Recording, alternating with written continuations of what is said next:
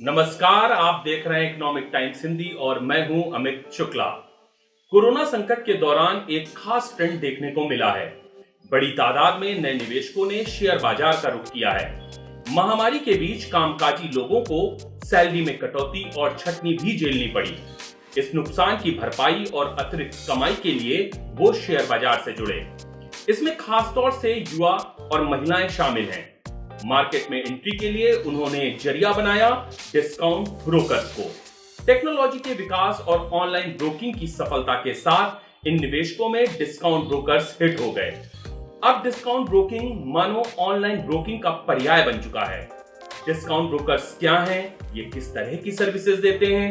इनके जरिए निवेश के क्या फायदे और नुकसान हैं? इस वीडियो में आगे इन सभी सवालों के जवाब जानते हैं।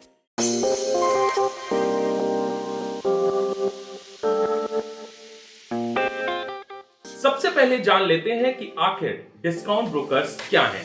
दरअसल देश में सेवाओं और फीस के आधार पर दो तरह के ब्रोकर्स हैं। एक फुल सर्विस ब्रोकर्स, दूसरे discount brokers. ICICI direct, angel broking, HDFC securities, share Khan, Motilal Oswal full service brokers के कुछ उदाहरण हैं। ये शेयर बाजार में ट्रेडिंग के अलावा कई और सुविधाएं भी क्लाइंटों को देते हैं। इनमें शेयरों की खरीद फरोख्त में मदद के अलावा निवेशकों को एडवाइजरी और रिसर्च रिपोर्ट भेजना शामिल है। Full service brokers mutual fund, IPO, debt, insurance और लोन सहित प्रोडक्टों की बड़ी रेंज की पेशकश करते हैं। वहीं कम कमीशन या फ्लैट रेट्स पर बाय और सेल ऑर्डर्स लेने वाले ब्रोकर्स या ब्रोकरेज फर्मों को डिस्काउंट ब्रोकर्स कहा जाता है। Zerodha, Upstox, 5 paisa, Tradejini, Wisdom Capital, Trading Bells discount brokers के कुछ उदाहरण हैं। इनमें से कई डीमैट और ट्रेडिंग अकाउंट खोलने का कोई चार्ज नहीं लेते हैं।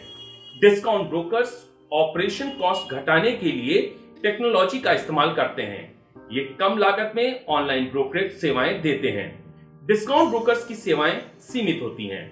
जहां डिस्काउंट ब्रोकर्स की सर्विसेज का इस्तेमाल करने के कुछ फायदे हैं तो कई नुकसान भी हैं।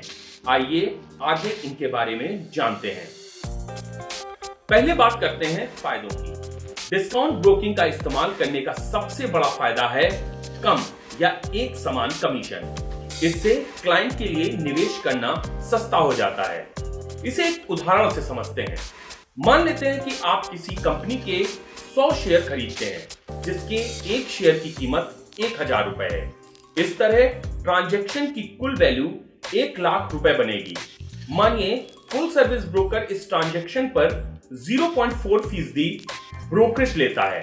यह चार्ज बनता है 400 रुपए। यानी शेयर का मूल्य ऊपर जाए या नीचे, इस सौदे के लिए आपको 400 रुपए का ट्रांजैक्शन चार्ज देना पड़ता है। वहीं मान लेते हैं कि डिस्काउंट ब्रोकर्स इसी ट्रांजैक्शन पर फ्लैट 20 रुपए चार्ज करते हैं। तो इस स्थिति में आपको सीधे 380 रुपए की बचत होती है। दूसरा बड़ा फायदा यह है कि डिस्काउंट ब्रोकर्स निष्पक्ष सेवाएं देते हैं। ये निवेशकों को किसी खास शेयर को खरीदने के लिए जोर नहीं देते हैं। तीसरा, डिस्काउंट ब्रोकर्स आमतौर पर सालाना मेंटेनेंस चार्ज नहीं वसूलते हैं। चौथा, डिस्काउंट ब्रोकरेज फर्मों का टेक्नोलॉजी के इस्तेमाल पर ज्यादा फोकस होता है। इनके जरिए आसानी से कोई ट्रांजैक्शन किया जा सकता है। अब जानते हैं डिस्काउंट ब्रोकर्स की सर्विसेज का इस्तेमाल करने के नुकसान के बारे में। पहला, डिस्काउंट ब्रोकर्स रोजाना किस शेयर को खरीदें और किसे बेचें इसकी सलाह नहीं देते हैं। ये काम क्लाइंट को खुद करना पड़ता है। दूसरा, ये ग्राहकों को किसी तरह की रिसर्च रिपोर्ट और इंट्राडे टिप्स भी नहीं देते हैं। यही कारण है कि इनकी फीस कम होती है। तीसरा, कई बार डिस्काउंट ब्रोकर्स छुपी हुई फीस और चार्ज वसूलते हैं। इनके बारे में खुलकर नहीं बताया जाता है। चौथा, फुल सर्विस ब्रोकर्स के मुकाबले इनकी सेवाएं सीमित सेगमेंट में होती हैं। अब ये आपको तय करना है कि आप फुल सर्विस ब्रोकर्स की सेवाएं लेना चाहते हैं या डिस्काउंट ब्रोकर्स की। ये पूरी तरह आपकी जरूरतों पर निर्भर करता है। हालांकि निवेशकों को कोई भी फैसला लेने से पहले इनसे जुड़े फायदों और नुकसान को समझ लेना चाहिए। ये वीडियो आपको कैसा लगा हमें कमेंट बॉक्स में बताएं और अपने सुझाव भी दें। हम आगे भी आपके लिए ऐसी और जानकारियां लेकर आएंगे। इकोनॉमिक टाइम्स हिंदी से जुड़े रहें। धन्यवाद।